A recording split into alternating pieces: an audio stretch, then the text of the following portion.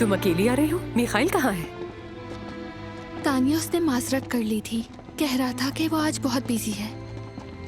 हाँ समझ गई। और तुम कैसी हो? तुमने अपनी बेटी को देखा? हाँ देखा तानिया, मुझे माफ करना तानिया, मैं जज्बात में आ गई। अपनी बेटी को देखकर मुझसे कंट्रोल नहीं हो रहा था। मुझे बहुत दुख हो रहा है, तकलीफ हो रही है। अपने बच्चे को देखना कितनी बड़ी नेमत है। मैं बयान नहीं कर सकती कि क्या महसूस कर रही हूँ।